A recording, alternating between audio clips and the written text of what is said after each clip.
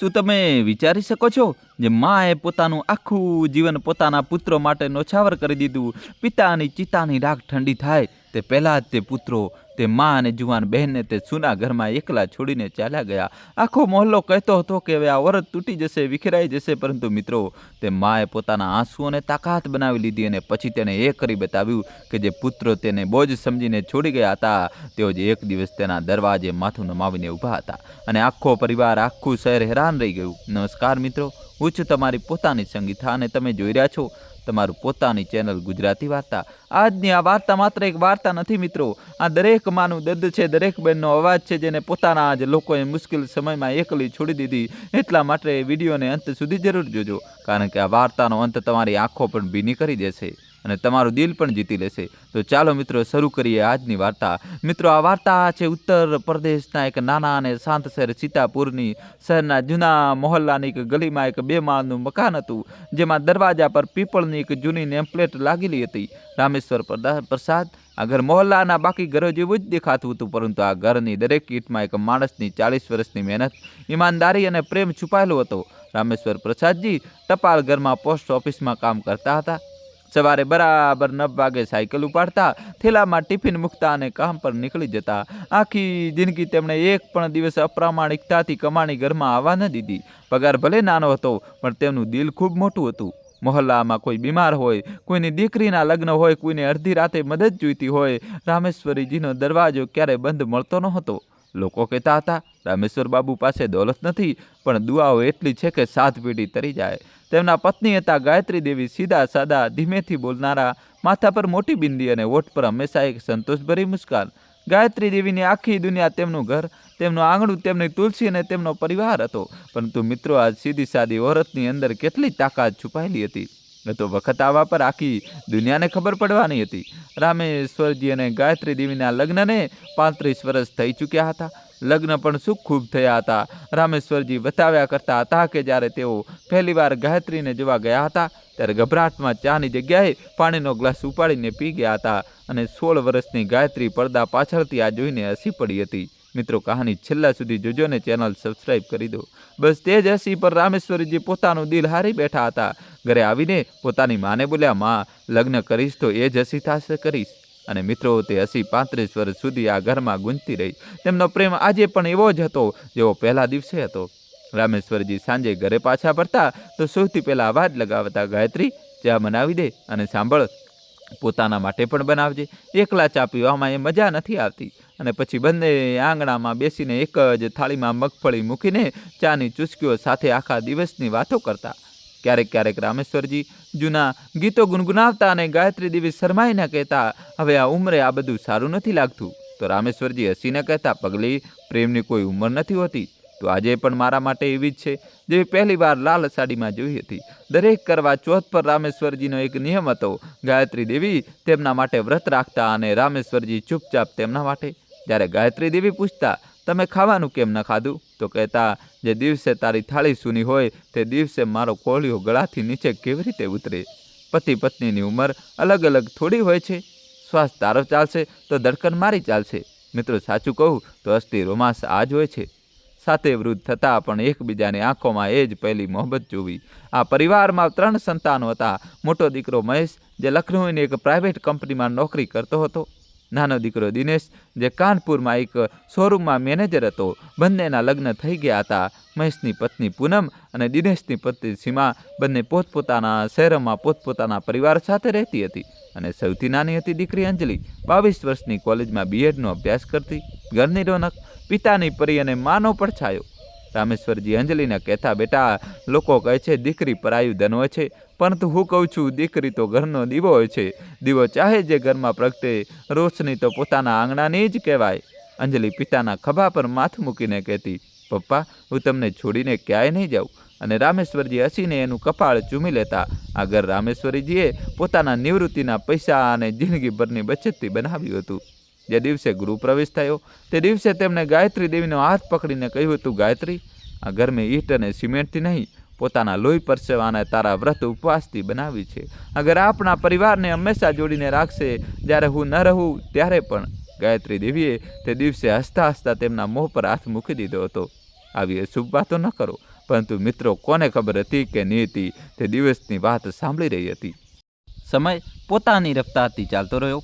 તહેવારો પર દીકરા બહુઓ આવતા ઘર ભરાઈ જતું. આંગણામાં પૌત્ર પૌત્રીઓની કિલકારીઓ ગુંજતી. ગઈ દિવાળીની જ તો વાત હતી. આખો પરિવાર છત પર બેઠો હતો.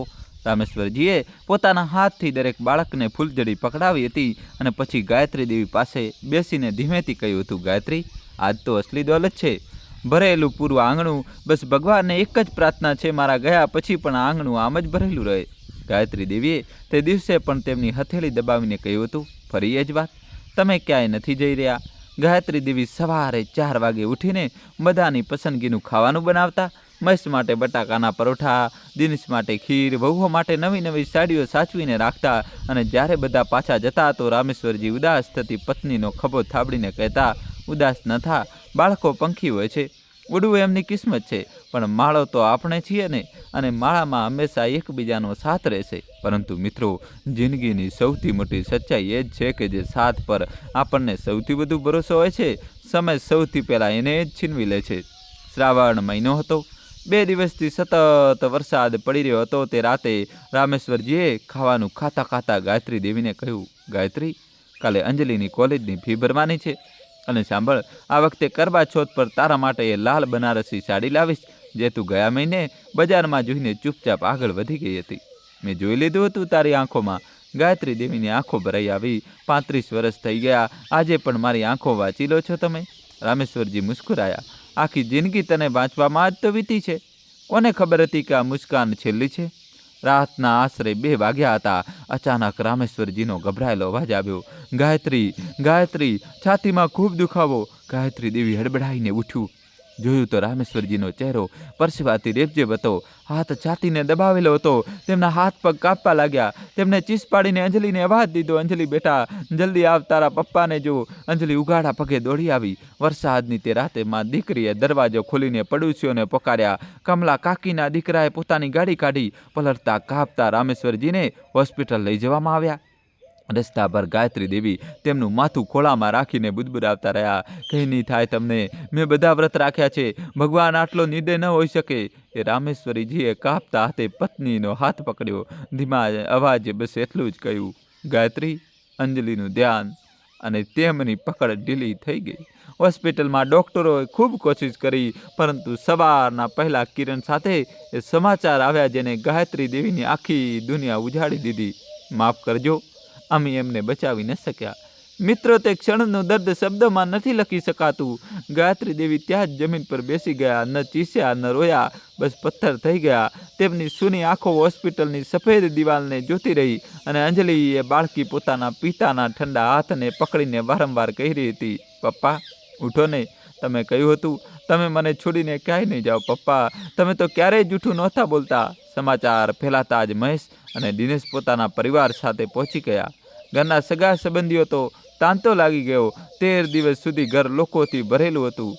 દીકરાઓ વિધિઓ નિભાવતા રહ્યા. લોકો કહેતા હતા, જુઓ કેટલા સારા દીકરાઓ છે. તે દિવસોમાં એક સાંજે તિજોરીમાંથી પિતાના કાગળો કાઢતી વખતે અંજલિને એક જૂની ડાયરી મળી. રામેશ્વરજીની ડાયરી. કાપતા હાથે અંજલિએ પાના પલટાવ્યા. એક પાના પર લખ્યું હતું, આજે ગાયત્રીએ તાવમાં પણ બધાનું ખાવાનું બનાવ્યું. આ ઓરત પોતાને કેટલું ભૂલી જાય છે. ઈશ્વર, મારો આ આયુષ્ય એને આપી દેજે. મારા પછી એને ક્યારેય એકલી ન છોડતો. અને છેલ્લા ભરેલા પાના પર લખ્યું હતું, મારી અંજલિ એક દિવસ માસ્તરની બનશે. હું ગર્વથી કહીશ કે આ રામેશ્વરની દીકરી છે. અને મારી ગાયત્રી એ તો હીરો છે. દુનિયા એને ફક્ત ચૂલા પાસે જોઈ છે. મેં એની અંદરની આગ જોઈ છે. જે દિવસે ધારી લેશે, દુનિયા જોતી રહી જશે. માં દીકરીએ ડાયરી છાતીએ લગાડીને મોડી રાત સુધી રોતા રહ્યા. કોને ખબર હતી મિત્રો કે ડાયરીની આ પંક્તિઓ આગળ જતા સાચી પડવાની હતી. પરંતુ ગાયત્રી દેવનું દિલ, માનું દિલ કોઈ અણબનાવને પહેલાથી જ બાપી ચૂક્યું હતું. 13માની રાતે તેમને પોતાના રૂહની બારીમાંથી જોયું. બંને વહુઓ આંગણામાં ઊભી ધીમે ધીમે કંઈક વાતો કરી રહી હતી. અને વારંવાર ઘરની દિવાલોને, રૂમોને એમ જોઈ રહી હતી જેમ કોઈ સોદાગર કોઈ દુકાનો જાયજો લઈ રહ્યો હોય. 13માના પછીના દિવસે સગા સંબંધીઓ વિદાય થઈ ગયા. સાંજે ગાયત્રી દેવી તુલસી પાસે દીવો મૂકીને પાછા ફરી જ રહ્યા હતા કે અંદરના રૂમમાંથી પૂનમનો અવાજ સંભળાયો.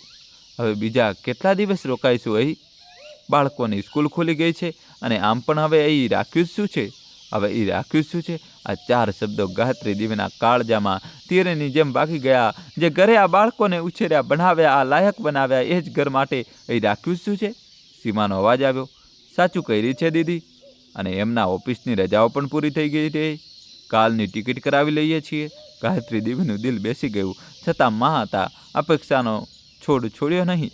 રાતે જમ્યા પછી તેમણે ધીમેથી કહ્યું, મહેશ બેટા, તમારા પિતાજીને ગયા હજુ 15 દિવસ પણ નથી થયા. ઘર એકદમ સૂનું થઈ ગયું છે. હું અને અંજલિ બે એકલી ઓરતો.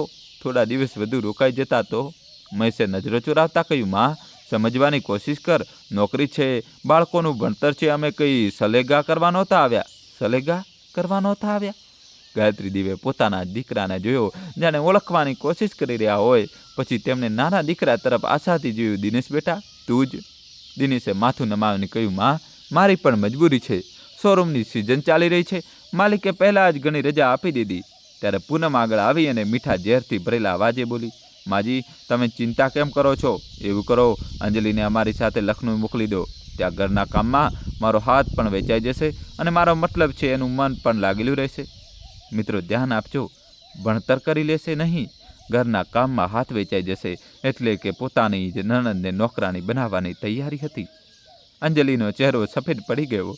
તે માની પાછળ આવીને ઊભી રહી ગઈ અને કાંપતા અવાજે બોલી, ના, હું માને છોડીને ક્યાંય નહીં જાઉં.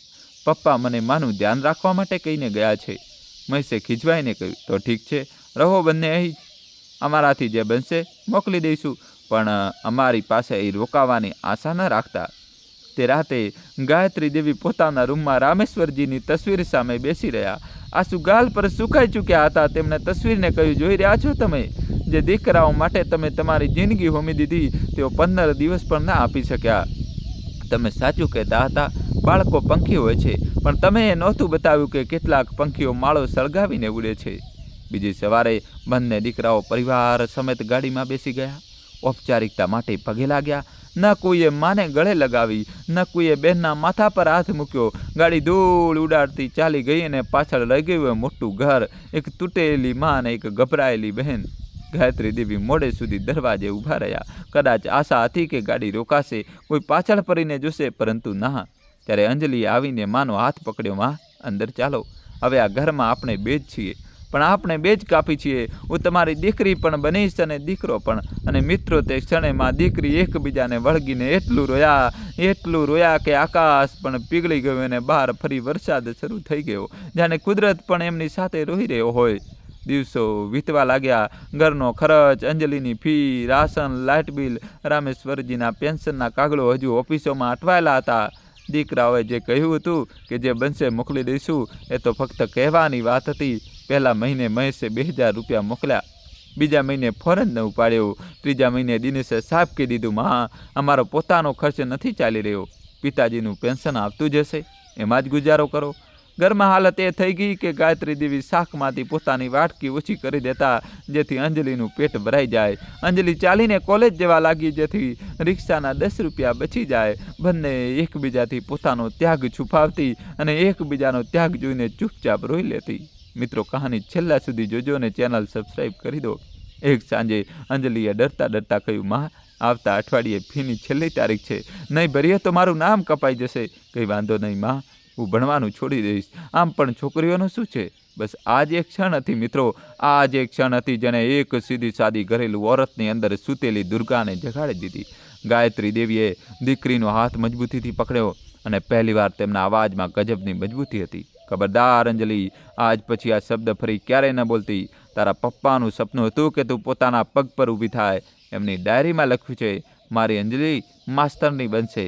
એમની ચિતાના સમ તારું ભણતર નહીં અટકે, ચાહે એના માટે મારે કંઈ પણ કરવું પડે. તે રાત્રે ગાયત્રી દેવીએ પોતાની તિજોરી ખોલી, પોતાના કંગન ઉતાર્યા અને એ જ કંગન જે રામેશ્વરજીએ પહેલી મેરેજ એનિવર્સરી પર આપ્યા હતા, એને માથે લગાડ્યા અને બુદબુદાવ્યા, માફ કરજો જી, તમારી નિશાની વેચી નથી રહી, ગીરો મૂકી રહી છું અને વાયદો કરું છું આ જ હાથોની કમાણીથી એને પાછા છોડાવીશ. બીજા દિવસે કંગન ગીરો મૂકીને ફી ભરવામાં આવી. પરંતુ ગાયત્રી દેવી જાણતા હતા કે ગીરો મૂકવાથી જિંદગી નથી ચાલતી, કમાવાથી ચાલે છે. પણ કરવું શું? 55 વર્ષની ઉંમર, કોઈ ડિગ્રી નહીં, કોઈ અનુભવ નહીં. આખી રાત વિચારતા રહ્યા અને ત્યારે જ તેમની નજર રસોડામાં રાખેલી કેરીના અથાણાની બરણી પર પડી. મિત્રો, તમને બતાવી દઉં કે ગાયત્રી દેવીના હાથમાં અથાણા અને પાપડ આખા મહોલ્લામાં મશહૂર હતા. રામેશ્વરજી કહેતા હતા, ગાયત્રી, તારા હાથના અથાણામાં સ્વાદ નહીં, જાદુ છે, જાદુ. ક્યારેક વેચવા માંડે ને તો આખું સીતાપુર લાઈનમાં લાગી જાય. ત્યારે તે હસી દેતા હતા, પરંતુ આજે પતિની એ જ હસીમાં કહેલી વાત તેમના માટે રસ્તો બની ગઈ અને ડાયરીની એ પંક્તિ આંખો સામે ઘૂમવા લાગી. જે દિવસે એ ધારી લેશે, દુનિયા જોતી રહી જશે. બીજી સવારે ગાયત્રી દેવી કમલા કાકી પાસે ગયા. કાકી, મારે કામ કરવું છે, અથાણા પાપડ બનાવીને વેચીશ, લોકો શું કહેશે એ વિચારીને ખૂબ જીવી લીધું. હવે એ વિચારીને જીવવું છે કે મારી દીકરી શું બનશે. કમલા કાકીની આંખો ભરાઈ આવી. તેમણે ગાયત્રી દેવીનો હાથ પકડ્યો અને બહુ, આજે તે એ કહી દીધું જે મોટા મોટા નથી કહી શકતા.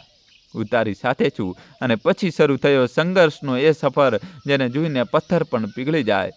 સવારે 4 વાગે ઉઠવું, કેરી કાપવી, મસાલા વાટવા, તડકામાં પાપડ સૂકવવા. હાથમાં ફોલ્લા પડી ગયા. મસાલાથી આંખો બળતી રહી. અંજલિ કોલેજેથી પાછી ફરીને મા સાથે મંડી પડતી. રાતે માના બળેલા હાથ પર મલમ લગાવતા લગાવતા તે રોતી, મા, તમે ક્યારેય અમને એક કામ નહોતું કરવા દીધું અને આજે? ગાયત્રી દેવી સ્મિત આપીને કહેતા, પગલી, આ ફોલ્લા નથી, મારા મેડલ છે. દર્દ તો ત્યારે થતું હતું જ્યારે પોતાના દીકરાઓ પરાયા થઈ ગયા હતા. મહેનતમાં દર્દ નથી હોતું બેટા, મહેનતમાં તો સ્વાભિમાન હોય છે. પહેલો દિવસ મિત્રો, પહેલો દિવસ ગાયત્રી દેવી જિંદગીમાં ક્યારેય ન ભૂલ્યા. માથા પર ડબ્બાઓની ટોપલી મૂકીને તે બજાર ગયા. જે બજારમાં ક્યારેક રામેશ્વરજી સાથે સાડીઓ ખરીદવા આવતા હતા, આજે એ જ બજારમાં દુકાને જઈને પૂછી રહ્યા હતા, ભાઈ, અથાણું રાખશો? ઘરનું બનાવેલું છે. કેટલાક દુકાનદારોએ મોં ફેરવી લીધું. એકે તો એ સુધી કહી દીધું, અંબા, ઘરે જાઓ, આ ઉંમર માળા જપવાની છે, ધંધો કરવાની નહીં. ગાયત્રી દેવીનો સાદ પૂરાઈ ગયો, પણ પગ ન અટક્યા. સાંજે ફક્ત 2 ડબ્બા વેચાયા. ઘરે પાછા ફરીને તેમણે તે 40 રૂપિયા રામેશ્વરજીની તસવીર સામે મૂક્યા અને બોલ્યા, જુઓ, મારી પહેલી કમાણી 40 રૂપિયા જ સાચા, પણ આ 40 રૂપિયા મારા સ્વાભિમાનના છે. મોહલ્લાની કેટલીક ઓરતો મેણા પણ મારતી હતી. જુઓ, રામેશ્વરજીની પત્ની હવે અથાણું વેચી રહી છે. દીકરાઓ હોવા છતાં આ દિવસો જોવા પડી રહ્યા છે. ગાયત્રી દેવી સાંભળતા, ચૂપ રહેતા અને કામ કરતા રહેતા. તેમણે અંજલિને કહ્યું, બેટા, મેણા સાંભળીને અટકી જવું એ નબળાઈ છે. મેણા સાંભળીને બધું ઝડપથી ચાલવું એ તાકાત છે. અને મિત્રો, સ્વાદ તો ખરેખર જાદુઈ હતો. જે દુકાનદારે 2 ડબ્બા રાખ્યા હતા, અઠવાડિયામાં જ એના ગ્રાહકો પૂછવા લાગ્યા, એ અમ્માવાળું અથાણું બીજું લાવો. પછી એક દિવસ મોહલ્લામાં એક લગ્ન હતા. 200 ડબ્બા અથાણાનો ઓર્ડર આવ્યો. માં દીકરીએ 3 રાત જાગીને ઓર્ડર પૂરો કર્યો. લગ્નમાં જેણે પણ અથાણું ચાખ્યું, નામ પૂછીને ગયું. બસ પછી તો ગાયત્રી અમ્માનું અથાણું મોહલ્લામાંથી નીકળીને બજાર, પછી આસપાસના કસ્બાઓ સુધી મશહૂર થવા લાગ્યું. અંજલિએ અભ્યાસની સાથે સાથે ફોન પરથી ઓર્ડર લેવાનું શરૂ કર્યું. ડબ્બા ઉપર સુંદર ચિઠ્ઠી લગાવવાનું શરૂ કર્યું, જેના પર લખેલું હતું, ગાયત્રી ગૃહ ઉદ્યોગ, એક માના હાથનો સ્વાદ. 6 મહિનામાં સ્થિતિ એ થઈ ગઈ કે મા બેટી એકલા ઓર્ડર પૂરા કરી શકતા નહોતા. ત્યારે ગાયત્રી દેવીએ તે કર્યું જેને તેમને માત્ર કારોબારી નહીં પરંતુ દેવી બનાવી દીધા. મિત્રો, કહાની છેલ્લા સુધી જોજો, જબરજસ્ત ટ્વિસ્ટ આવશે. અને ચેનલ સબસ્ક્રાઈબ કરી દો. તેમણે મોહલ્લાની 5 જરૂરિયાતમંદ વિધવા અને ગરીબ સ્ત્રીઓને કામ પર રાખી લીધી. તેમણે કહ્યું, મેં એકલતાનું દર્દ જોયું છે. હવે મારા જીવતે જીવા મોહલ્લાની કોઈ એકલી સ્ત્રી બેસારા નહીં રહે. ધીમે ધીમે 5 થી 10, 10 થી 20 અને 20 થી 50 સ્ત્રીઓ જોડાઈ ગઈ. જે આંગણું ક્યારેક સન્નાટાથી ડરતું હતું, હવે ત્યાં સવારથી સાંજ સુધી 50 સ્ત્રીઓનું હાસ્ય, ભજન અને મસાલાઓની સુગંધ ગુંજતી હતી. તે ઘર ફરીથી ભરાઈ ગયું હતું. મિત્રો, બસ સંબંધો બદલાઈ ગયા હતા. લોહીના સંબંધોની જગ્યાએ દર્દના સંબંધોએ લઈ લીધી હતી, જે લોહી કરતાં પણ ગાંઠા નીકળ્યા. 1 વર્ષની અંદર ગાયત્રી દેવીએ પોતાના કંગણ છોડાવી લીધા. જે દિવસે કંગણ પાછા હાથમાં પહેર્યા, તે દિવસે રામેશ્વરજીની તસવીર સામે ઊભા રહીને બોલ્યા, જુઓજી, તમારી નિશાની પાછી આવી ગઈ અને આ વખતે આ કંગણમાં સોનું જ નહીં, મારી મહેનત પણ ચમકી રહી છે. અને આ દરમિયાન તે પણ આવ્યું જેનું સપનું રામેશ્વરજીએ પોતાની ડાયરીમાં લખ્યું હતું. અંજલિ બીએડનું પરિણામ આવ્યું. આખા કોલેજમાં 2જો નંબર. અંજલિ દોડતી આવી અને માના ગળે વળગી ગઈ. માં, પપ્પાનું સપનું. ગાયત્રી દેવીએ દીકરીનું માથું ચૂમ્યું અને આકાશ તરફ જોઈને કહ્યું, સાંભળો છો જી, તમારી દીકરી માસ્ટરની બનવા ચાલી છે. મિત્રો, હવે વાર્તામાં આવે છે તે સુંદર વળાંક જેની રાહ દરેક દિલને હોય છે, પ્રેમ. અંજલિને ટ્રેનિંગ માટે પાસેની સરકારી સ્કૂલમાં મોકલવામાં આવી. ત્યાં જ તેની મુલાકાત થઈ આદિત્ય સાથે. સ્કૂલનો યુવા શિક્ષક સાદો કુર્તો, આંખો પર ચશ્મા, બાળકો વચ્ચે જમીન પર બેસીને ભણાવવાવાળો અને અવાજમાં એટલી નમ્રતા કે ગુસ્સો પણ પ્રેમ લાગે. મિત્રો, પહેલી મુલાકાત પણ અજબ હતી. વરસાદનો દિવસ હતો. અંજલિની ફાઇલો પલળી ગઈ, બધા નોટ્સ ખરાબ થઈ ગયા. તે પરેશાન ઊભી હતી કે આદિત્યએ ચૂપચાપ પોતાનું છત્ર તેના પર કરી દીધું અને પોતે પલળતા પલળતા બોલ્યો, ફાઇલ બચાવી લો, કાગળ ફરીથી નથી મળતા. અંજલિએ કહ્યું, અને આપ પલળી રહ્યા છો? આદિત્ય મુસ્કુરાયો, હું સુકાઈ જઈશ? મહેનત નથી સુકાતી. બસ મિત્રો, કેટલાક લોકોનું પહેલું વાક્ય જ તેમના આખા ચરિત્રની ઓળખ બની જાય છે. ધીમે ધીમે બંને વચ્ચે વાતો થવા લાગી. ના કોઈ દેખાડો, ના કોઈ મોટી મોટી વાતો. આદિત્ય અંજલિ માટે લાઇબ્રેરીમાંથી પુસ્તકો લાવીને રાખતો. અંજલિ તેના માટે ટિફિનમાં માના હાથનું અથાણું લઈ જતી. એક દિવસ આદિત્યએ અથાણું ચાખીને કહ્યું, આ સ્વાદ? આ કોઈ એવા માણસનો હાથ છે જેને જિંદગીમાં બહુ દર્દ સહન કર્યું છે. દર્દ સહન કરવાવાળા હાથોમાં જ આટલી મીઠાશ આવે છે. અંજલિની આંખો ભરાઈ આવી. આ મારી માના હાથનું છે. અને તે દિવસે અંજલિએ આદિત્યને પોતાની આખી વાર્તા સંભળાવી દીધી. પિતાનું જવું, ભાઈઓનું છોડી જવું, માનો સંઘર્ષ. આદિત્ય ચૂપચાપ સાંભળતો રહ્યો અને છેલ્લે બસ એટલું જ બોલ્યો, અંજલિ, જે છોકરીએ પોતાની માનો હાથ મુશ્કેલીમાં નથી છોડ્યો તે જિંદગીમાં ક્યારેય કોઈનો હાથ નહીં છોડે.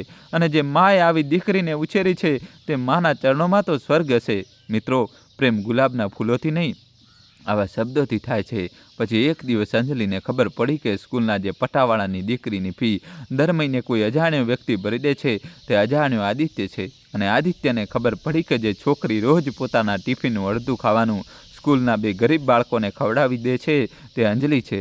બંને એકબીજાને કંઈ ન કહ્યું, પણ નજરોએ તે કહી દીધું જે જીભ ક્યારેય નથી કહી શકતી. શ્રાવણના મેળામાં સ્કૂલના બાળકોને લઈને બંને ગયા હતા.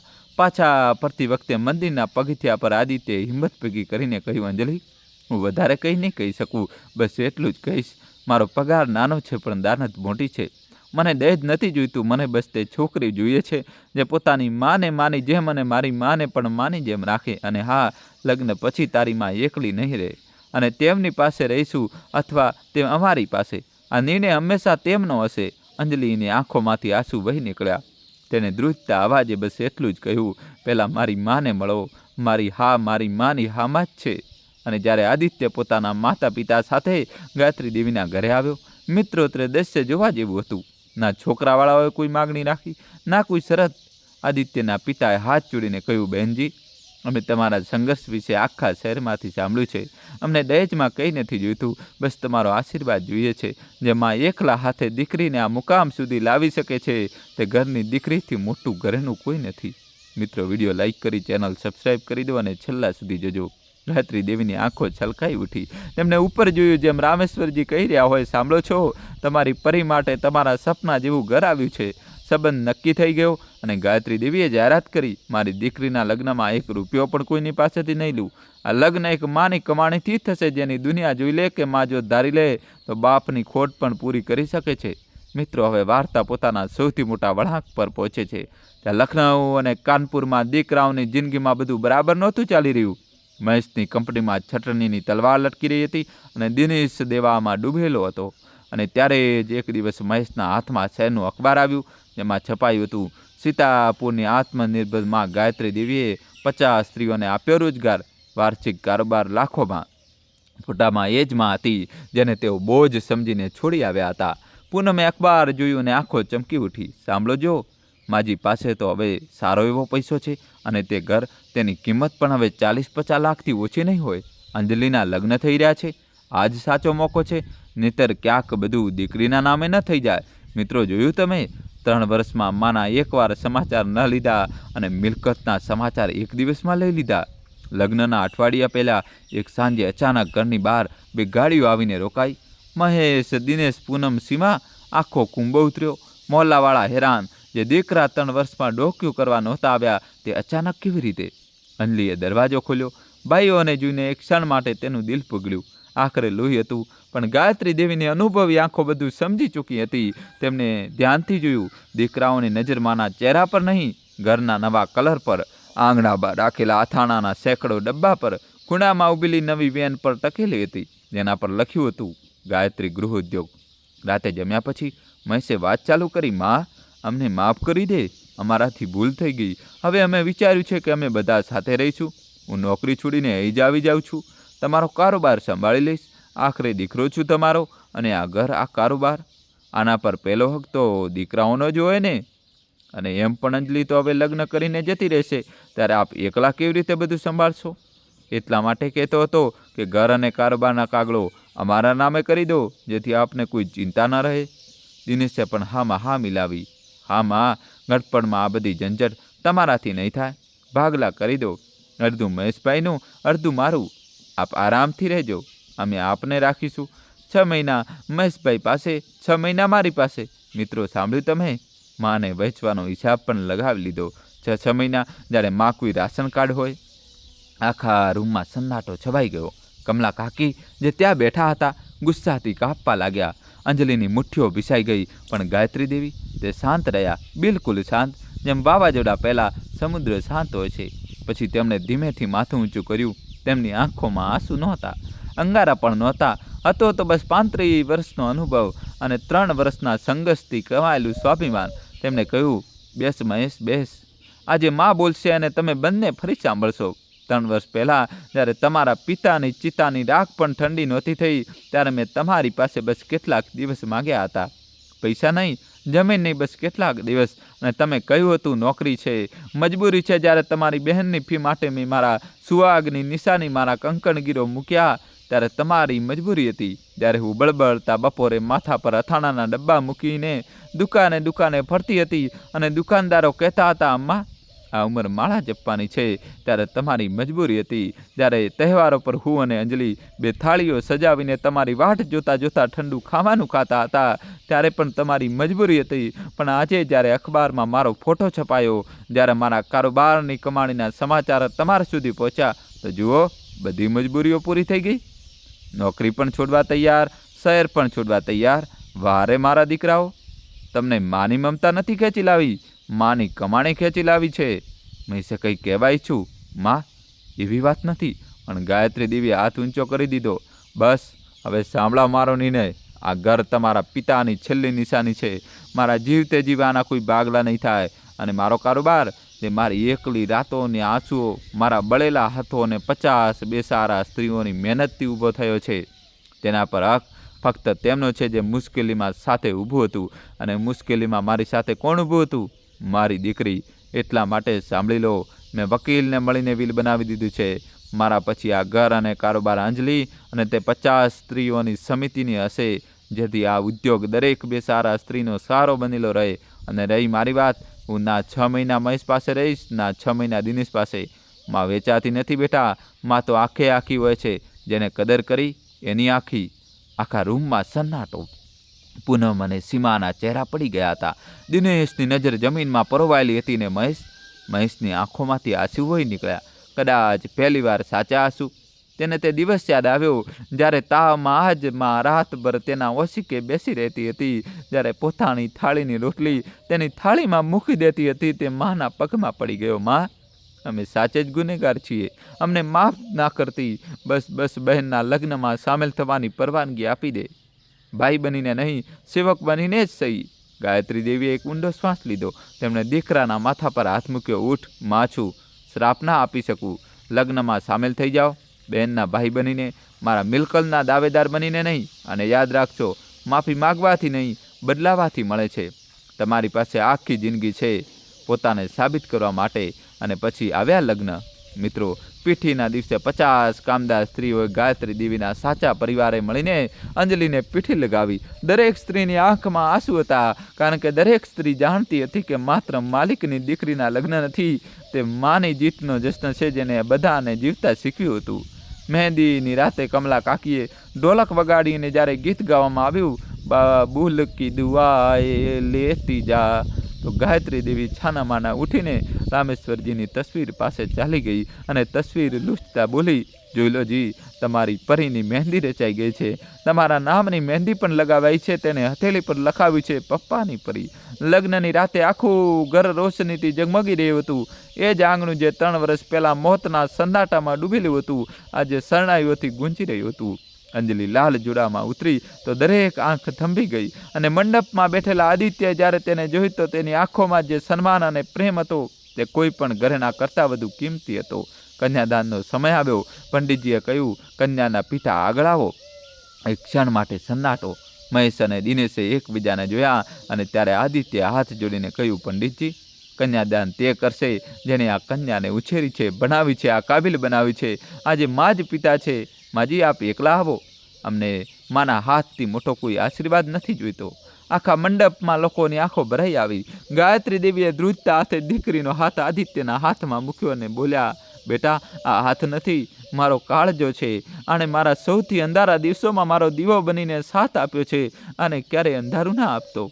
આદિત્યએ અંજલિનો હાથ થામીને કહ્યું, માજી, વાદો કરું છું, તમારી દીકરીની આંખમાં આંસુ આવશે તો પણ ફક્ત ખુશીના. અને વિદાય વખતે અંજલિ માને વળગીને ફૂટ કરીને રોઈ. મા, આપ એકલા?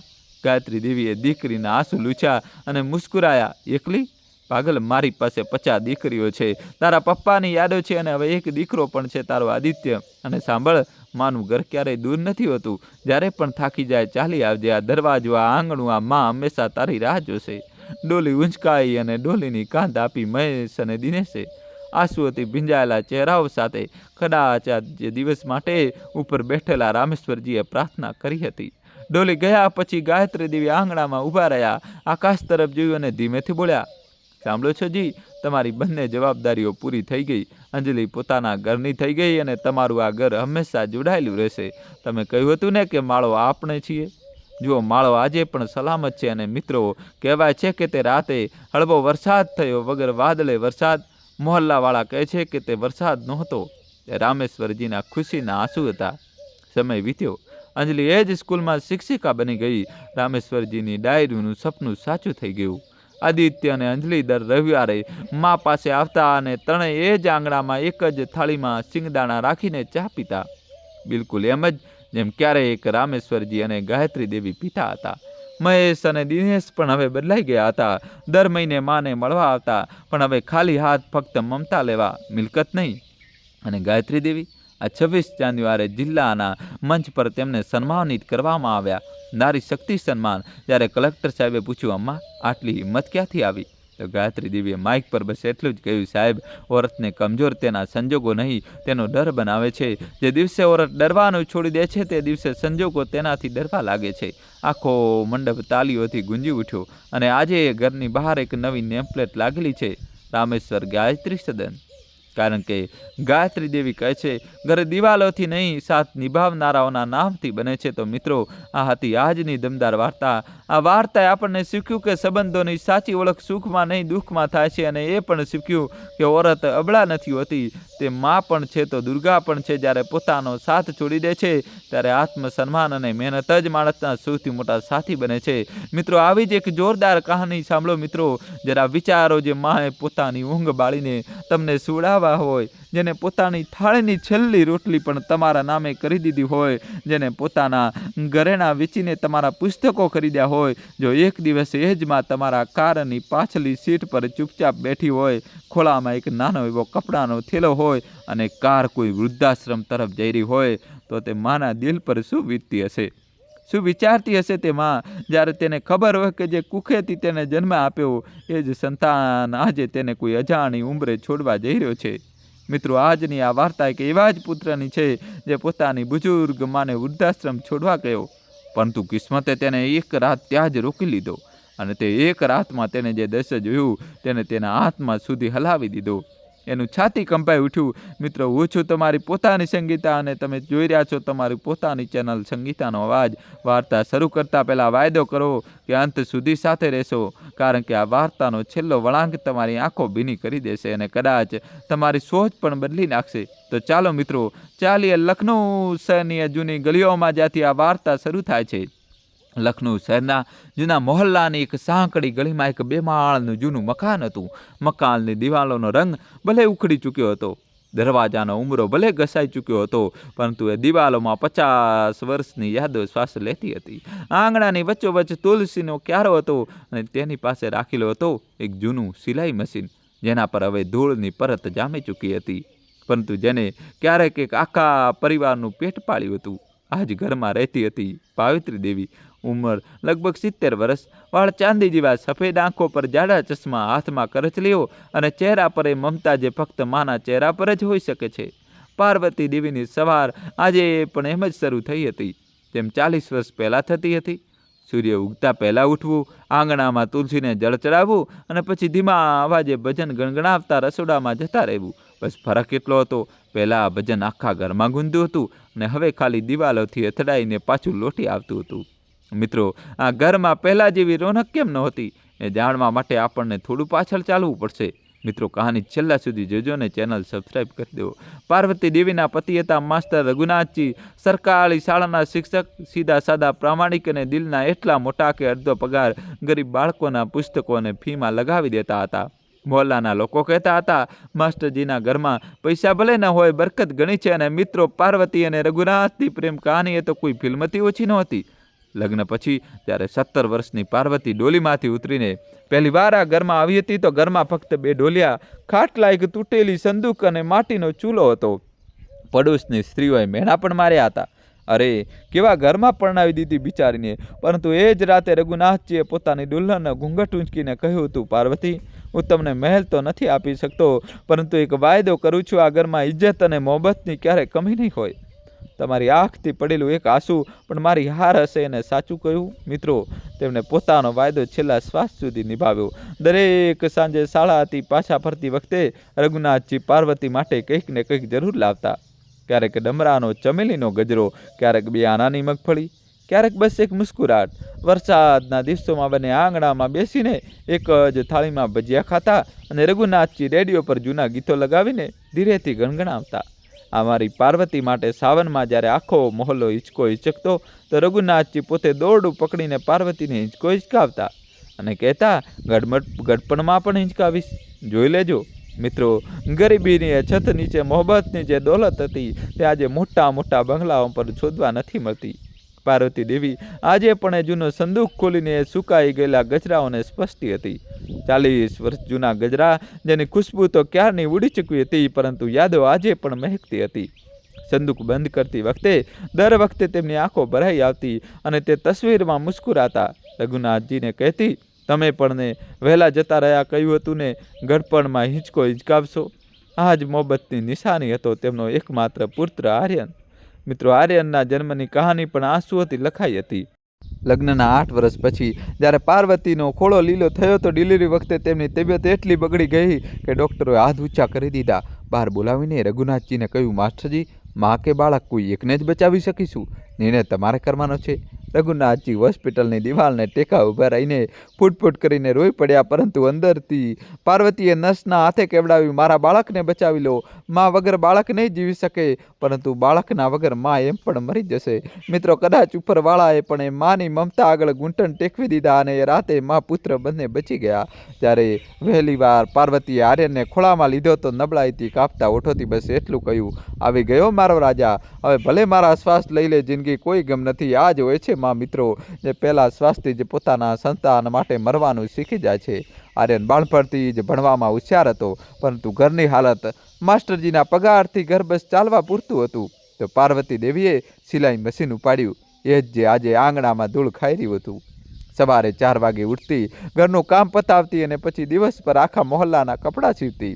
બ્લાઉઝના 8 આના, ફ્રોકના 1 રૂપિયો, આંગળીઓમાં 100 વાગતી, આંખો દુખતી, પરંતુ મશીનનું પૈડું રોકાતું નહોતું, કારણ કે પડોશી જોડાયેલા હતા. પુત્રના પુસ્તકો, પુત્રની ફી, પુત્રનું ભવિષ્ય, કેટલી શિયાળાની રાતો એવી વીતી. મિત્રો, જ્યારે ઘરમાં એક જાડી રજાઈ હતી અને રજાઈ હંમેશા આર્યનના ઉપર હોતી હતી. માં પોતાની જૂની શાલમાં સંકોચાઈને સૂઈ જતી અને સવારે પુત્ર પૂછતો, માં તમને ઠંડી નથી લાગતી? તો માં હસીને કહેતી, ગેલા માં ને ઠંડી નથી લાગતી, માં પાસે તો તારા પ્રેમની રજાઈ છે. એકવાર આર્યનને તેજ તાવ આવ્યો. 104 ડિગ્રી, અડધી રાતનો સમય, ધોધમાર વરસાદ અને મોહલ્લાના ડૉક્ટર શહેરમાં ગયા. પાર્વતી દેવીએ 8 વર્ષના આર્યનને છાતીએ ચાપ્યો.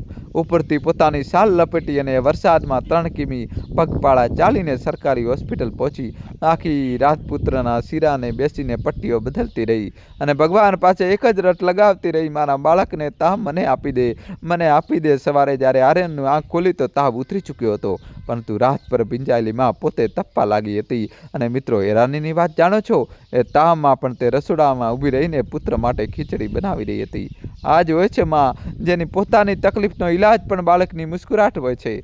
સમય પાંખો લગાવીને ઉડી ગયો. આર્યન 10મામાં જિલ્લામાં પહેલા નંબરે આવ્યો તો રઘુનાથજીએ પોતાની કાંડા ઘડિયાળ વેચીને આખા મોહલ્લામાં લાડુ વેચ્યા. કોઈ પૂછતું માસ્ટરજી ઘડિયાળ ક્યાં ગઈ તો હસીને કહેતા હવે સમય મારો પુત્ર બતાવશે. અને પછી આવ્યો એ દિવસ જ્યારે આર્યનને દિલ્હીની મોટી એન્જિનિયરિંગ કોલેજમાં પ્રવેશ મળ્યો. મિત્રો, હજી કહાની બાકી છે, છેલ્લા સુધી જોજો. ખુશી તો હતી, પરંતુ ફી 50,000 રૂપિયા એ જમાનામાં માસ્ટરજી માટે આ રકમ પહાડ જેવી હતી. 3 દિવસ સુધી ઘરમાં ચૂલાની સાથે સાથે ચહેરા પણ બુઝાયેલા રહ્યા. અને ચોથા દિવસે પાર્વતી દેવી ચૂપચાપ સોનાની દુકાનેથી પાછા ફરી અને રઘુનાથજીની હથેળી પર નોટો રાખતા બોલી, ફી ભરી આવો. રઘુનાથજીએ ચમકીને તેમના કાન તરફ જોયું. એ બુટ્ટીઓ ગાયબ હતી જે પાર્વતીની માએ વિદાયમાં આંસુઓ સાથે પહેરાવી હતી. પાર્વતી, આ તો તારી માની છેલ્લી નિશાની હતી. પાર્વતી દેવી મુસ્કુરાઈ. માની નિશાની પુત્રના કામ આવી ગઈ. આનાથી મોટું સૌભાગ્ય શું હશે? ઘરેણા તો ફરી બની જશે, જી પુત્રનું ભવિષ્ય ફરીથી નહીં બને. મિત્રો, રેલવે સ્ટેશનની એ વિદાય આજે પણ એ મોહલ્લાના બુજુર્ગ લોકોને યાદ છે. ટ્રેન ઉપડતા પહેલા પાર્વતી દેવીએ પુત્રના કપાળ પર દહીંનો ચાંદલો કર્યો, હાથમાં લાડુનું ડબ્બું થમાવ્યું અને ભરેલી આંખોથી બસ એટલું જ કહ્યું, બેટા મોટો માણસ બનજે. પરંતુ એટલા મોટા ક્યારે ન બનતો કે મા બાપ નાના લાગવા માંડે. આર્યને માના પગ અડીને વાયદો કર્યો હતો કે માં એક દિવસ તમને રાણી બનાવીને રાખીશ. ટ્રેન ચાલી પડી. આર્યન બારીમાંથી હાથ હલાવતો રહ્યો અને પ્લેટફોર્મ પર ઊભેલા માં ત્યાં સુધી સાડીનો છેડો હલાવતી રહી જ્યાં સુધી ટ્રેન આંખોથી ઓझल ન થઈ ગઈ. કાશ મિત્રો, એ દિવસે કોઈએ એ માને બતાવી દીધું હોત કે જે પુત્રને તે રાણી બનવાના સપના સાથે વિદાય કરી રહી છે, એ જ પુત્ર એક દિવસ તેને ખેર વાર્તા હજુ બાકી છે. આર્યન એન્જિનિયર બની ગયો. મોટી કંપની, મોટો પગાર, ગુડગાંવની ચમચમાતી સોસાયટીમાં આલિશાન ફ્લેટ. શરૂઆતના વર્ષોમાં તે દર મહિને ઘરે આવતો, મારા હાથના પરોઠા ખાતો, પિતાજી સાથે છત પર બેસીને ચા પીતો. પછી મહિનો 2 મહિના અને પછી ફક્ત તહેવારો પર, એની પછી ફોન પર. અને આ જ દરમિયાન તેના લગ્ન થયા રિયા સાથે. શહેરમાં ઉછરેલી, ભણેલી ગણેલી, આધુનિક સોચવાળી છોકરી. અને પછી મિત્રો, 4 વર્ષ પહેલાં એ મનહૂસ સવાર આવી. રઘુનાથજી રોજની જેમ તુલસીને જળ ચઢાવતા ઉઠ્યા અને આંગણામાં ઢળી પડ્યા. જતાં જતાં પણ તેમના હોઠ પર છેલ્લા શબ્દો હતા, પાર્વતી. 45 વર્ષનો સાથ એક ક્ષણમાં છૂટી ગયો. એ દિવસ પછી પાર્વતી દેવીની દુનિયા જેમ અડધી થઈ ગઈ. તે હિંચકોએ, ગજરાએ, એક થાળીના ભજીયા બધું યાદો બની ગયા. આર્યન માને પોતાની સાથે ગુડગાંવ લઈ આવ્યો. પરંતુ મિત્રો, જે માં આખા મોહલ્લાની કાકી, તાઈ અને અમ્મા હતી, જેના આંગણામાં 10 ઘરોની સ્ત્રીઓ સુખ દુઃખ વેચવા આવતી હતી, તે માં એ 14મા માળના બંધ ફ્લેટમાં એક અજાણી બનીને રહી ગઈ. આ કોઈ વાત કરવાવાળું, ના કોઈ તુલસીનો ક્યારો, ના મંદિરની ઘંટડીઓ. રિયાને માનું સવારમાં ભજન ગાવું સોર લાગતો હતો. માની અગરબત્તીની ખુશ્બુથી તેને માથાનો દુખાવો થતો હતો. માનું દેશી ઘીવાળું ખાવાનું અનહેલ્ધી હતું અને માનું કામવાળી બાઈ સાથે હસીને વાતો કરવી સ્ટેશનની વિરુદ્ધ. ધીરે ધીરે એ ઘરમાં મેણાઓની દિવાલો ઊંચી થતી ગઈ. તમારી માએ આજે ફરી સોસાયટીમાં બધાની સામે મને ટોકી દીધી. મારી કિટી પાર્ટીમાં જ વચ્ચે આવી ગયા. શૈલીઓ હસી રહી હતી. એમના રૂમની સ્મેલ આખા ઘરમાં ફેલાય છે. અને પાર્વતી દેવી તે બધું સાંભળતી, બધું સમજતી અને ચૂપ રહેતી. ધીરે ધીરે તેમને પોતાના રૂમમાં સમેટી લીધા. ખાવાનું પણ રૂમમાં, પૂજા પણ રૂમમાં, આંસુ પણ રૂમમાં. બસ રોજ સાંજે બાલ્કનીમાં ઊભા રહીને આથમતા સૂરજને જોતી અને રઘુનાથજીની તસવીરને કહેતી, તમે સાચા સમયે જતા રહ્યા જી. આ દિવસો જોવા ન પડ્યા. અને આર્યન મિત્રો, આર્યન ખરાબ પુત્ર નહોતો, પરંતુ નબળો પુત્ર જરૂર હતો. અને ક્યારેક નબળાઈ ખરાબી કરતાં વધારે નુકસાન કરી જાય છે. ઓફિસનો બોજ, પ્રમોશનની દોડ, EMIના હપ્તા અને ઘરના રોજના કલેશા, બધાની વચ્ચે તે પીસાતો ગયો. મા સાથે વાત કરવાનો સમય જ ન બચ્યો કે કદાચ હિંમત ન બચી. અને પછી એક રાતે તે થયું જે નહોતું થવું જોઈતું. રિયાએ છેલ્લો નિર્ણય સંભળાવી દીધો, બસ બહુ થઈ ગયું આર્યન. અથવા તો આ ઘરમાં તમારી માં રહેશે, અથવા હું. મેં શાંતિ સદન વૃદ્ધ આશ્રમનું સરનામું કાઢી લીધું છે. 80 રૂમ છે, ડૉક્ટર છે, એમની ઉંમરના લોકો છે. માજી ત્યાં વધારે ખુશ રહેશે. આર્યને રાતે પહેલી વાર અવાજ ઊંચો કર્યો. રિયા, તે મારી માં છે. પરંતુ રિયાનો આગલો બાર સીધો તેની સૌથી નબળી નસ પર પડ્યો. અને મારી કૂખમાં તમારું બાળક છે. હું પિયર જતી રહીને તો તમે તમારા બાળકની શિકલ સુધી નહીં જોઈ શકો. નિર્ણય કરી લો, માં જોઈએ કે સંતાન. મિત્રો, અહીં જ માણસની સૌથી મોટી પરીક્ષા હોય છે. અને રાતે આર્યને પરીક્ષામાં હારી ગયો. દિવાલની પહેલે પાર પોતાના રૂમમાં બેઠેલી પાર્વતી દેવીએ એક શબ્દ સાંભળ્યો હતો અને ઓશિકામાં મોં છુપાવીને આખી રાત રોતી રહી. એટલું ધીમું કે તેમની સિસકીઓ પણ કોઈને પરેશાન ન કરે. આગલી સવારે આર્યન માના રૂમમાં ગયો. પાર્વતી દેવી માળા જપી રહી હતી. આર્યને નજરો ચોરીને અટકતા કહ્યું, માં, ચાલો તમને એક સારી જગ્યાએ લઈ જાઉં. ત્યાં તમારી ઉંમરના ઘણા બધા લોકો છે, મંદિર પણ છે, તમારું મન પરોવાયેલું રહેશે. મિત્રો, માં તો માં હોય છે. પુત્રની આંખો વાંચવામાં તેને એક ક્ષણ નથી લાગતી. પાર્વતી દેવી રાતે જ બધું સમજી ચૂકી હતી. તેમના હાથમાં માળા એક ક્ષણ માટે કાપી દિલના 1000 ટુકડા થયા, પરંતુ હોઠ પર એ જ મમતા ભરી મુસ્કુરાટ આવી. તેમણે બસ એટલું જ કહ્યું, ઠીક છે બેટા, જેવું તું યોગ્ય સમજે, તું ખુશ તો માં ખુશ.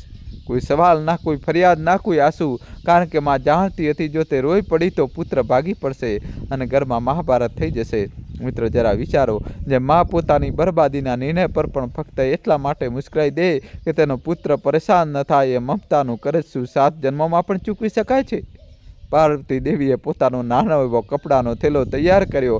વિચારો મિત્રો, 70 વર્ષની આખી જિંદગી અને સામાન બસ એક થેલો. એમાં રાખ્યું 2 જોડ સાડી, રઘુનાથજીની તસવીર, તુલસીની માળા, એ જૂનો સૂકો ગજરો અને એક સ્ટીલનો ડબ્બો, જેમાં તેમણે સવારે 4 વાગે ઉઠીને આર્યનની પસંદના બટાકાના પરોઠા બનાવીને રાખ્યા હતા. જે ઘરમાંથી તેમને કાઢવામાં આવી રહ્યા હતા, એ જ ઘરના રસોડામાં ઊભા રહીને તે છેલ્લી વાર પોતાના પુત્ર માટે ખાવાનું બનાવી રહી હતી. મિત્રો, કહાની છેલ્લા સુધી જોજો ને ચેનલ સબસ્ક્રાઈબ કરી દો. જતાં પણ માને પોતાની નહીં, પુત્રની ભૂખની ચિંતા હતી. નીકળતી વખતે તેમણે એકવાર આખા ઘરને જીભ ભરીને જોયું. રિયાના માથા પર હાથ મૂકીને આશીર્વાદ આપ્યા. ખુશ રહે બેટા, આવનારા બાળકનું ધ્યાન રાખજે, અને ચૂપચાપ કારમાં બેસી ગઈ. રિયા એક ક્ષણ માટે સતબત થઈ ગઈ. જે સાસુને તે ઘરમાંથી કાઢી રહી હતી, તે સાસુ તેને દુઆઓ આપીને જઈ રહી હતી. સાંજના અંધારામાં સફેદ કાર ગુડગાવતી નીકળી. રસ્તો લાંબો હતો. શહેરની જાકમજાળ પાછળ છૂટતી ગઈ અને બારીમાંથી પાછળ ભાગતા વૃક્ષોને જોતી પાર્વતી દેવીની આંખોમાં આખી જિંદગી ચલચિત્રની જેમ ફરી રહી હતી. આ જ પુત્ર હતો જેને તે સાયકલની આગળ બેસાડીને શાળાએ છોડવા જતી હતી, અને તે રસ્તા ભરી ચહકતો રહેતો હતો. માં, મોટા થઈને હું તમને વિમાનમાં ફેરવીશ. માં, હું તમારા માટે મોટું એવું ઘર બનાવીશ. માં, તમે મારી સાથે જ રહેશો ને હંમેશા. અને આજે એ જ પુત્ર ચૂપ હતો. આખા રસ્તે એક શબ્દ ન બોલ્યો. બસ સ્ટેરિંગ પર તેની આંગળીઓ સખત થતી જતી હતી અને ગળું વારંવાર સુકાઈ રહ્યું હતું. વચ્ચે રસ્તે એક ડાબા પર કાર રોકાઈ. આર્યને પૂછ્યું, માં, કંઈક ખાશો? માએ ધીરેથી કહ્યું, નહીં બેટા, બસ તું કંઈક ખાઈ લે, સવારનો ભૂખ્યો છે. મિત્રો, ગૌર કરજો, પુત્ર માને છોડવા જઈ રહ્યો હતો વૃદ્ધાશ્રમ, અને માને પુત્રના ખાલી પેટની ફિકર હતી. ક્યારેક ખામોશી ચીજ કરતાં વધારે દર્દનાક હોય છે, અને કારમાં એ સાંજે 2 ખામોશીઓ સફર કરી રહી હતી, એક અપરાધની અને એક મમતાની. રાતના આશરે 9:30 વાગે કાર શહેરના બહારના વિસ્તારમાં બનેલા શાંતિ સદન વૃદ્ધાશ્રમ સામે રોકાઈ. જૂનો એવો લોખંડનો ગેટ પર ટમટમતો પીળો બલ્બ, અંદરથી આવતો હળવો ભજનનો અવાજ અને હવામાં રાત રાણીની ખુશ્બુ. આર્યન ઝડપી કદમોથી રિસેપ્શન તરફ વધ્યો, જેમ જલ્દીથી જલ્દી આ કામ પતાવીને પોતાના અપરાધથી ભાગી જવા માંગતો હોય. રિસેપ્શન પર એક 40-42 વર્ષની મહિલા બેઠી હતી. સાદી સુતરાઉ સાડી, કપાળ પર નાની બિંદી અને આંખોમાં સમુદ્ર જેવી ઊંડાઈ. નામ હતું સુધાજી. આર્યને ઉતાવળે કહ્યું, મેડમ, મારે મારી માને અહીં એડમિટ કરાવવાની છે. જે ફોર્માલિટી છે ફટાફટ બતાવી દો. મારે સવારે વહેલા નીકળવાનું છે, જરૂરી મિટિંગ છે. સુધાજીએ પહેલાં આર્યનને જોયો, પછી તેની પાછળ દૂર ખુરશી પર થેલો ઝાલીને ચૂપચાપ બેઠેલી પાર્વતી દેવીને. કેટલાય ક્ષણોની ખામોશી પછી તે બોલી, માફ કરજો સાહેબ, આજે એડમિશન નથી થઈ શકતું. નિયમ છે, નવા સભ્યનું ડૉક્ટરી ચેકઅપ અને ટ્રસ્ટના કાગળો સવારે જ પૂરા થાય છે, અને એમ પણ રાતના અંધારામાં અમે કોઈની માનું નામ રજીસ્ટર નથી ચડાવતા. આર્યન અકળાઈ ઉઠ્યો, મેડમ, તમે સમજી નથી રહ્યા. જુઓ, પૈસાની ચિંતા ના કરો, ડબલ ફી આપી દઈશ, ડોનેશન પણ કરી દઈશ. બસ આજે જ. સુધાજીને શાંત પરંતુ પથ્થર પર લીટી જેવા અવાજમાં ફક્ત એક વાક્ય હતું, સાહેબ, અહીં માને રાખવાનો ઇંતજામ હોય છે, માનો સોદો નહીં. આ વાક્ય આર્યનના કાનોથી અથડાઈને સીધું ક્યાંક બહુ અંદર જઈને લાગ્યું. તે કંઈ બોલી ન શક્યો, બસ નજરો ઝુકાવી લીધી. રાત ઘણી થઈ ચૂકી હતી. વાપસીનો રસ્તો લાંબો હતો. સુધાજીએ પોતે જ કહ્યું, એક રૂમ ખાલી છે. આજે રાતે તમે બંને જ રોકાઈ જાઓ. સવારે જે કરવું હોય તે કરી લેજો. મિત્રો, કહાની છેલ્લા સુધી જોજો ને વિડીયો લાઇક કરી ચેનલ સબસ્ક્રાઈબ કરી દો. હવે નવો ટ્વિસ્ટ આવશે. અને મિત્રો, અહીંથી શરૂ થાય છે તે રાત જે આર્યનની જિંદગીની સૌથી લાંબી, સૌથી ભારે અને સૌથી સાચી રાત સાબિત થવાની હતી. રૂમ નાનો હતો. 2 ઢોલિયા ખાટલા, એક ટેબલ, દિવાલ પર ભગવાનની તસવીર અને બારીમાંથી ગળાઈને આવતી ચાંદની. આર્યન આવતા જ લેપટોપ ખોલીને બેસી ગયો. કામમાં નહીં મિત્રો, પોતાના અપરાધ બોધથી ભાગવામાં લાગ્યો હતો. સ્ક્રીનની રોશની ચહેરા પર હતી, પરંતુ મગજમાં અંધારું હતું. પેલી તરફ પાર્વતી દેવીએ ધીરેથી સ્ટીલનો ડબ્બો ખોલ્યો. બટાકાના પરોઠાની સૂંઘી ખુશ્બુ આખા રૂમમાં ફેલાઈ ગઈ. એ જ ખુશ્બુ જે આર્યનના બાળપણની ઓળખ હતી. બેટા, ખાવાનું ખાઈ લે, તારી પસંદના બટાકાના પરોઠા છે, ઉપરથી સફેદ માખણ પણ રાખ્યું છે, સવારે જ બનાવ્યા હતા. આર્યને નજર ઉચક્યા વિના કહ્યું, માં, ભૂખ નથી. માં થોડી ક્ષણ ચૂપ રહી, પછી ધીરેથી એક કોળિયો તોડ્યો. ઉઠીને પુત્રની પાસે આવી અને કાંપતા હાથે કોળિયો તેના મોં તરફ લંબાવ્યો. સારું, એ કોળિયો મારા હાથે. ખબર નહીં પછી ક્યારે મોકો અને વાક્ય અડધું છોડી દીધું. આર્યન અચાનક ફાટી પડ્યો. માં, તમને દરેક સમય બસ ખાવાની જ પડી છે હોય છે? દેખાતું નથી હું કેટલી ટેન્શનમાં છું. થોડી વાર ચૂપ નથી બેસી શકતા? રૂમમાં સન્નાટો છવાઈ ગયો. પાર્વતી દેવીનો હાથ હવામાં જ અટકી ગયો. કોળિયો કાંપતી આંગળીઓમાં થરથર્યો અને પછી ધીરેથી પાછો લોટી ગયો. તેમણે એ કોળિયો ચૂપચાપ ડબ્બામાં રાખ્યો અને ધીમેથી કહ્યું, ઠીક છે બેટા, તું કામ કર. માં ચૂપ થઈ જાય છે. પછી તે બારી પાસે બેસી ગઈ અને બહાર ચાંદને જોવા લાગી. એ જ ચાંદ જેને બતાવીને ક્યારેક તે આ જ પુત્રને કોળિયા ખવડાવતી હતી. ચંદા મામાને જો, એ કોળિયો અણખી. અને મિત્રો, એ વખતે એ માના કાળજા પર શું વીતી હશે? આ ફક્ત એ જ માં જ સમજી શકે છે જેની મમતાએ તેની પોતાની ઓલાદે ધિક્કારી હોય. રાત ઘેરી થઈ ગઈ. આશરે 11:30 વાગે આર્યનું લેપટોપ તો બંધ થઈ ગયું, પરંતુ ઊંઘ તેની આંખોથી કોસો દૂર હતી. ત્યારે જ તેને તરસ લાગી. પાણીનો જગ ખાલી હતો. તે મટકી શોધવા રૂમની બહાર ગલિયારામાં નીકળ્યો. અને મિત્રો, અહીંથી શરૂ થયું એ દ્રશ્ય જેના માટે આ વાર્તા યાદ રાખવામાં આવશે. એ દ્રશ્ય જેને એક પથ્થર થઈ રહેલા પુત્રની છાતી કંપાવી દીધી. ગલિયારામાં મધ્યમ પીળી રોશની હતી. દિવાલો પર બુજુર્ગોની સમૂહ તસવીરો ટંગાયેલી હતી અને હવામાં દવાઓ અને અગરબત્તીની મિશ્રિત ગંધ હતી. પહેલા રૂમનો દરવાજો અડધો ખુલ્લો હતો. અંદર ટેબલ લેમ્પની રોશનીમાં એક 80 વર્ષના બાપા હાથમાં કાંપતી કલમ લીધે નમીને કંઈક લખી રહ્યા હતા. અને તેમની પાસે પરબડિયાનો કવરોનો પહાડ લાગ્યો હતો. સેંકડો, કદાચ હજારો બંધ પરબડિયા, બધા પર એક જ નામ. આર્યનથી રહેવાયું નહીં. તેને ધીરેથી પૂછ્યું, બાપા, આટલી રાતે કોને ચિઠ્ઠી લખી રહ્યા છો? બાપાએ ચશ્માની ઉપરથી જોયું અને એવા મુસ્કુરાયા જેમ વર્ષો પછી કોઈએ હાલચાલ પૂછ્યા હોય. પોતાના પુત્રને, બેટા અમેરિકામાં રહે છે. 11 વર્ષ થઈ ગયા મને અહીં. રોજ રાતે એક ચિઠ્ઠી લખું છું. આજની ચિઠ્ઠીમાં લખ્યું છે કે જામફળનું ઝાડ ફળ આપવા લાગ્યું છે. તેને જામફળ ખૂબ પસંદ હતા.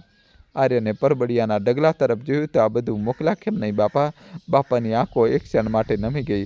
ધીમા અવાજમાં બોલ્યા, તેનું સરનામું બદલાઈ ગયું. નવું સરનામું કોઈની પાસે નથી. ફોન નંબર પણ બંધ આવે છે, પણ હું લખવાનું નથી છોડતો બેટા. હિસાબ લગાવો તો 4000થી ઉપર ચિઠ્ઠીઓ થઈ ગઈ. શું ખબર કોઈ દિવસ તે પોતે જ આવી જાય તો એક સાથે બધી વાંચી લેશે. તેને આટલી તો ખબર પડશે ને કે તેનો બાપ એક પણ દિવસે, એક પણ રાત તેને ભૂલ્યો નહોતો. મિત્રો, 11 વર્ષ, 4000 પત્રો અને એક એવી રાત જેનું કોઈ સરનામું નહોતું. આર્યનું ગળું સુકાઈ ગયું. જે તરસ પાણીની હતી તે હવે આંખોમાં ઉતરી આવી હતી. ભારે પગલે તે આગળ વધ્યો. બીજા રૂમમાંથી ખૂબ ધીમો, ખૂબ મીઠો આલરડાનો અવાજ આવી રહ્યો હતો. ચંદા હે તું, મેરા સૂરજ હે તું. આર્યન થંભી ગયો. અંદર ઝાંખ્યું. એક દુબળી પાતળી અમ્મા પલંગ પર બેઠી હતી. ખોળામાં એક જૂનું ઘસાયેલું નાનું એવું ઊનું સ્વેટર લઈને તેને થાબડી રહી હતી. બિલકુલ એવી રીતે જાણે ખોળામાં કોઈ ઊંઘતું બાળક હોય. પાસે ઊભેલી રાતની નર્સે આર્યનને બહાર આવીને ધીમેથી કહ્યું, એમનો દીકરો 5 વર્ષ પહેલાં તેમને છોડી ગયો હતો. આ સ્વેટર એનું જ છે, એના બાળપણનું, જે અમ્માએ જાતે જ ગૂંથ્યું હતું. હવે અમ્માને ભૂલવાની બીમારી છે. વહુનું નામ ભૂલી ગયા, ઘરનું સરનામું ભૂલી ગયા, ક્યારેક પોતાનું નામ પણ ભૂલી જાય છે. પણ એક વસ્તુ આજે પણ નથી ભૂલ્યા સાહેબ, રોજ રાત્રે બરાબર 9 વાગે પોતાના દીકરાને આળરડું સંભળાવવાનું. ડૉક્ટર પણ હેરાન છે. મિત્રો, વિજ્ઞાન કહે છે કે મગજની બીમારી યાદશક્તિનો દરેક પડ ભૂંસી નાખે છે. પરંતુ તે રાત્રે આર્યને પોતાની આંખોથી જોયું કે મમતા મગજમાં નહીં, આત્મામાં લખાયેલી હોય છે અને રૂહ પર લખાયેલી બંદગીને કોઈ બીમારી ભૂંસી શકતી નથી. આર્યનના પગ કાંપવા લાગ્યા હતા, પણ કદમ રોકાઈ નહોતા રહ્યા. જાણે કોઈ અદૃશ્ય તાકાત તેને એક રૂમનું સત્ય બતાવવા માંગતી હોય. ત્રીજા રૂમનું દૃશ્ય તો મિત્રો આ વાર્તાનો સૌથી સુંદર અને સૌથી રડાવી દેનારો ભાગ છે. એ રૂમમાં એક 85 વર્ષના બાપુજી પોતાના પલંગ પર બેભાન પડી રહેલી પત્નીના પગમાં ધીમે ધીમે સરસવનું તેલ ચોળી રહ્યા હતા. પત્ની લકવાગ્રસ્ત હતી. ના બોલી શકતી હતી, ના હાલી શકતી હતી, બસ પાંપણો પટપટાવતી હતી અને બાપુજી વાતો કરે જતા હતા. યાદ છે શારદા, લગ્નની પહેલી રાત્રે મેં કહ્યું હતું કે જ્યારે તારા વાળ સફેદ થઈ જશે ને ત્યારે પણ હું એમાં ગજરો લગાવીશ. તું હસી હતી. કહ્યું હતું બુઢા થઈ જશો ત્યારે જોઈશ. અને પછી મિત્રો તેમને પોતાના કુર્તાના ખિસ્સામાંથી એક નાનો એવો ચમેલીનો ગજરો કાઢ્યો. ખબર નહીં આ ઉંમરે ક્યાંથી મંગાવ્યો હશે. અને કાંપતા હાથે પત્નીના રૂ જેવા સફેદ વાળમાં લગાવી દીધો. જોઈ લીધું, વાયદો પૂરો કર્યો કે નહીં?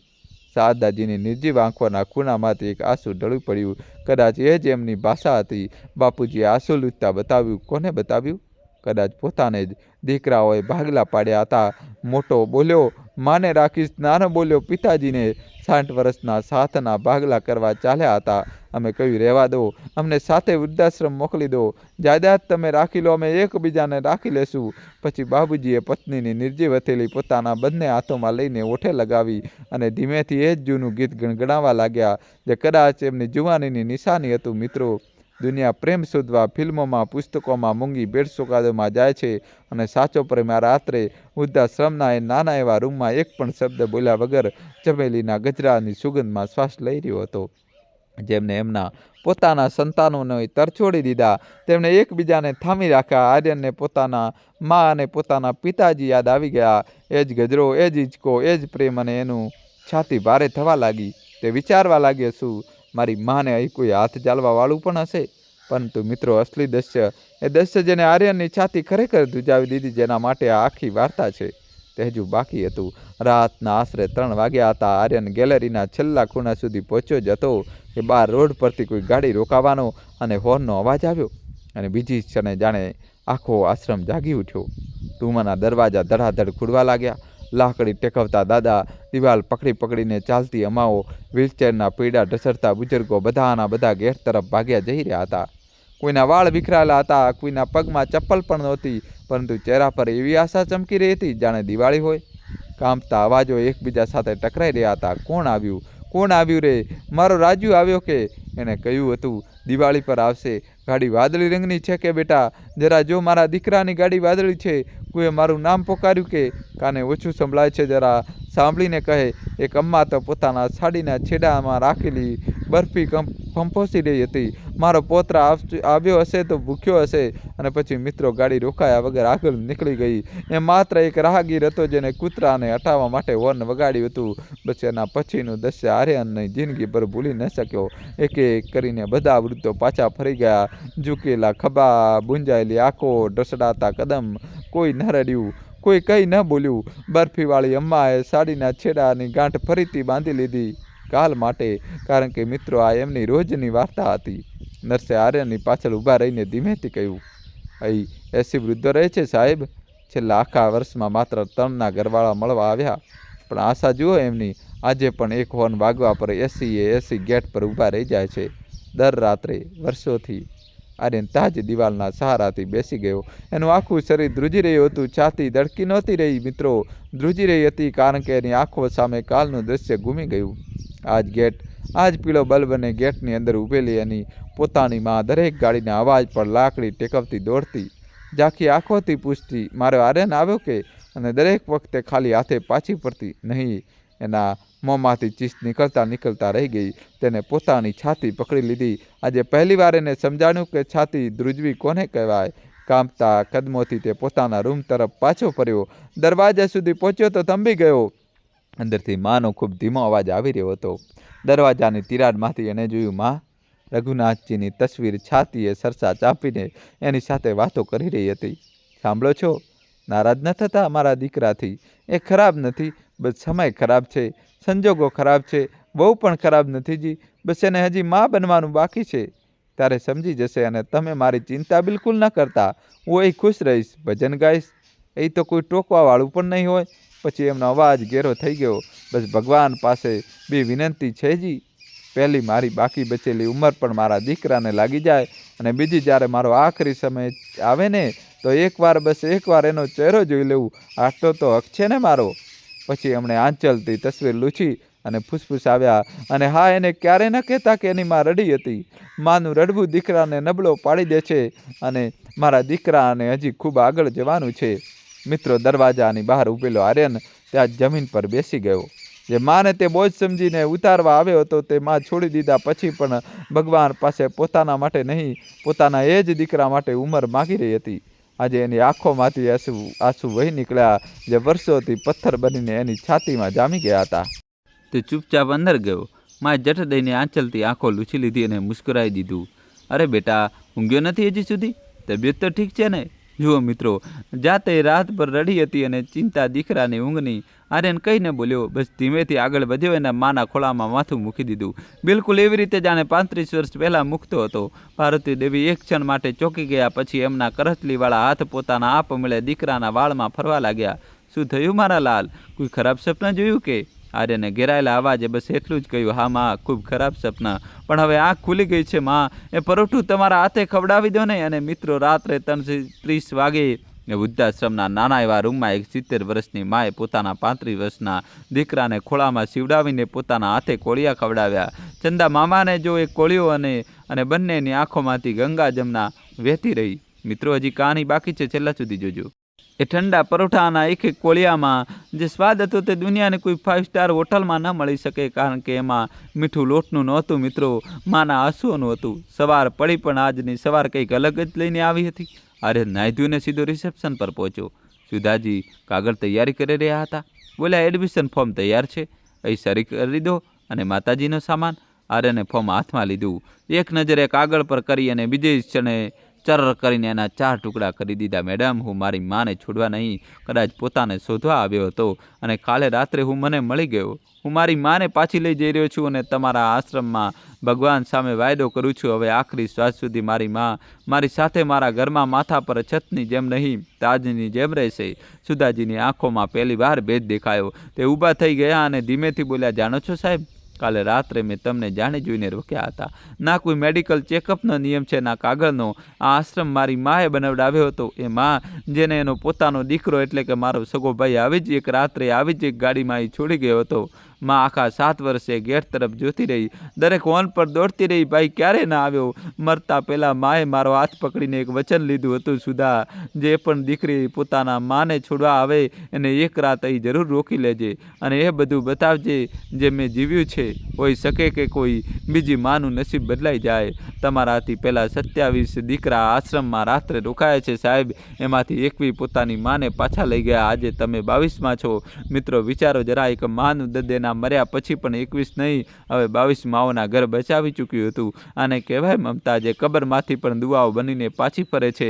આર્યને હાથ જોડીને સુધાજીના પગ સ્પર્શ કર્યા પછી તે સીધો પત્રોવાળા બાબુજીના રૂમમાં ગયો.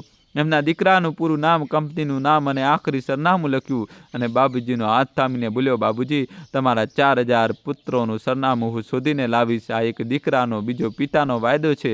પછી એને માનો થેલો જાતે પોતાના ખભા પર ઉપાડ્યો, એ જ થેલો જે કાલ સુધી એને બોજ લાગતો હતો આજે મેડલ જેવો લાગી રહ્યો હતો. માનો હાથ થામ્યો, બિલકુલ એવી રીતે જાણે બાળપણમાં માં એનો નાનો હાથ થામીને સ્કૂલે લઈ જતી હતી અને ગાડીની આગળની સીટ પર બેસાડ્યા. પાછલી સીટ પર નહીં મિત્રો, આગળની સીટ પર પોતાની બરાબરીમાં જતાં જતાં પાર્વતી દેવીએ ગેટ પર ઊભેલા બધા વૃદ્ધોને હાથ જોડ્યા અને એ એસી જોડી ઘરડી આંખો જે રોજ ખાલી ગાડીઓ પાછી ફરતી જોતી હતી, આજે એક ભરેલી ગાડીને જતી જોઈને ચમકી રહી હતી. કદાચ એમની પોતાની આશાને પણ થોડો શ્વાસ મળી ગયો હતો. રસ્તામાં રિયાનો ફોન આવ્યો, થઈ ગયું કામ, છોડી આવ્યા માને? આર્યને ગાડી કિનારે રોકી અને શાંત પણ કડક જેવા અવાજમાં જવાબ આપ્યો, રિયા, માં મારી બાજુવાળી સીટ પર બેઠી છે અને ઘરે આવી રહી છે. અને હવે ધ્યાનથી સાંભળજે, ઘરની EMI મારી ગૌણ કમાણી પગારમાંથી થાય છે ને, એ પગારની પહેલી સાડી મારી માની વચેલી બુટ્ટીઓ આવશે. જે ઘરમાં પાયામાં માના દાગીના અને માની ઊંઘ લાગી હોય એ ઘરમાંથી માં નહીં જાય, ક્યારે નહીં જાય. હા, જેને માની સાથે નથી રહેવું તે પોતાનો નિર્ણય કરવા માટે આઝાદ છે. અને એક આખરી વાત રિયા, કંઈક મહિનાઓમાં તું પણ માં બનવાની છે. જે ઇજ્જત આજે તું મારી માને આપીશ, કાલે એ જ ઇજ્જત તમારું બાળક તને આપશે. કારણ કે બાળકો સાંભળતા નથી, જુએ છે. વિચારી લે, તું તારા બાળકને શું બતાવવા માંગે છે? ફોન પર લાંબી શાંતિ છવાઈ ગઈ, એટલી લાંબી કે આર્યને લાગ્યું ફોન કપાઈ ગયો. અને પછી બીજી તરફથી રિયાનો રડમસ ભીંજાયેલો અવાજ આવ્યો, હરન, માજીને મંદિરવાળા રૂમમાં શિફ્ટ કરી દઉં? ત્યાં સવારનો તડકો સારો આવે છે અને આ રસ્તામાંથી માજી માટે ગજરો લેતા આવજો. મેં તિજોરીમાં જોયા હતા જૂના વાળા, એમને ગમે છે કદાચ. મિત્રો ક્યારેક ક્યારેક એક સાચો નિર્ણય, એક સાચું વાક્ય આખા ઘરની આખી પેઢીની સોચ બદલી નાખે છે. પથ્થર પર લાગેલી શેવાળને હટાવવા માટે બસ એકવાર સત્યની ધાર જોઈતી હોય છે. દિવસ પછી એ ઘરનું ચિત્ર જ બદલાઈ ગયું. પાર્વતી દેવીનું ભજન હવે એ ફ્લેટમાં ઘોઘાટ નહીં, સુકૂન હતું. રિયા ધીમે ધીમે માજી પાસેથી દેશી ઘીનો શીરો બનાવવા જ નહીં, સંબંધો નિભાવતા પણ શીખી ગઈ. કેટલાક મહિનાઓ પછી ઘરમાં નાની પરી આવી અને જાણો છો એની પહેલી પથારી શું હતી? દાદીનો એ જ ખોળો જેને ક્યારેક ઘરમાંથી કાઢવામાં આવી રહ્યો હતો. અને આર્યને પોતાનો વાયદો નિભાવ્યો. મિત્રો 3 મહિનાની દોડધામ પછી એને પત્રોવાળા બાપુજીના દીકરાને ખરેખર શોધી કાઢ્યો. અને જ્યારે એ દીકરો અમેરિકાથી પાછો ફરીને બાપુજીની સામે ઊભો રહ્યો અને બાપુજીએ કાંપતા હાથે 11 વર્ષના 4000 પત્રો એના ખોળામાં મૂકી દીધા. લે બેટા, તારો એક એક દિવસ મેં સાચવીને રાખ્યો છે. તો એ દીકરાની છાતી પણ ઠીક ત્યાં જ ધ્રુજી ઉઠી જાય. ક્યારેક આર્યનની ધ્રુજી હતી. હવે દર મહિનાની 1 તારીખે આર્યન આખો પરિવાર લઈને શાંતિ સદન જાય છે, માના હાથના લાડુ અને પોતાની દીકરીની કિલકલારીઓ લઈને. અને હવે જ્યારે રાત્રે ગેટની બહાર કોઈ ગાડીનો હોર્ન વાગે છે તો ઓછામાં ઓછું કેટલીક ઘડી આંખોની આશા જૂઠી નથી નીકળતી. મિત્રો, આ વાર્તા પરથી આપણને એ જ શીખ મળે છે કે મા બાપ એ વૃક્ષો છે જેની છાયામાં આપણે મોટા થઈએ છીએ, અને જ્યારે એ વૃક્ષ બુઢું થઈ જાય તો એને કાપવામાં નથી આવતું, એને સિંચવામાં આવે છે. જે સંતાન પોતાના મા બાપને બોજ સમજે છે તે ભૂલી જાય છે કે સમયનું પૈડું ફરે જરૂર છે, અને એક દિવસ એ જ પૈડું એને પણ કોઈ આવા જ ગેટ પર લાવીને ઊભું કરી દેશે. પૈસા, બંગલો, ગાડી, હોદ્દો બધું ફરીથી કમાઈ શકાય છે, પરંતુ માનો ખોળો અને પિતાનો સાયો એકવાર ચીનવા જાય તો દુનિયાની કોઈ દોલત, કોઈ પસ્તાવો જેને પાછો લાવી શકતો નથી. યાદ રાખજો મિત્રો, જે ઘરમાં મા બાપની આંખોમાં આંસુ હોય એ ઘરમાં રાખેલી દરેક દોલત માત્ર રાખ હોય છે. તો મિત્રો, હવે જરા દિલ પર હાથ રાખીને બતાવો. રાત્રે 3 વાગે જ્યારે એક હોર્નના અવાજ ભરે 80 વૃદ્ધો ગેટ તરફ દોડી ગયા, એક ક્ષણે તમારા દિલ પર શું વીતી? જો તમે આર્યનની જગ્યાએ હોત તો શું કરત, અને શું રિયા જેવી સોચ રાખવાવાળા લોકો ખરેખર બદલાઈ શકે છે? તમારો અભિપ્રાય કોમેન્ટમાં જરૂર રાખજો. અને જો તમે તમારી માને પ્રેમ કરો છો તો કોમેન્ટમાં બસ માં લખજો, કારણ કે તમારી એક કોમેન્ટ, તમારો એક શેર કોઈ દીકરાને એની માને છોડતા રોકી શકે છે, કોઈ માનું ઘર બચાવી શકે. જો આ વાર્તાએ તમારી આંખો ભીની કરી હોય તો વિડીયોને લાઈક કરજો, બધા સાથે શેર કરી દો. વોટ્સઅપ ગ્રુપોમાં મામા, માસી, ભાઈ, બહેન બધાને વોટ્સઅપ ગ્રુપોમાં, જેટલા તમારા ફોનમાં વોટ્સઅપ ગ્રુપ હોય બધામાં આ વિડીયો મોકલવો જ પડશે. મોકલી દો. વિડીયો લાઈક કરી ચેનલ સબસ્ક્રાઈબ કરી દો, અને કોમેન્ટમાં માં અથવા તો જય શ્રી કૃષ્ણ લખવું જ પડશે. બધાને મોકલી દો. વિડીયો લાઈક કરી ચેનલ સબસ્ક્રાઈબ કરી દો, અને જેટલા પણ તમારા કોન્ટાક્ટમાં હોય બધા બહેનપણીઓ, ભાઈઓ, બહેનો, વડીલો, મિત્રો, બધા જ જે ફેમિલી ગ્રુપ હોય, ગમે તેટલા વોટ્સઅપના ગ્રુપ હોય, બધાને આ વિડીયો તમે મોકલી દો, બધાને સેન્ડ કરી દો. થેન્ક યુ, ધન્યવાદ, દિલથી આભાર. અને કોમેન્ટમાં તમારે જય શ્રી કૃષ્ણ અથવા માં લખી દો. વિડીયો લાઈક કરી ચેનલ સબસ્ક્રાઈબ કરી દો, અને બધા સાથે શેર કરી દો. આભાર.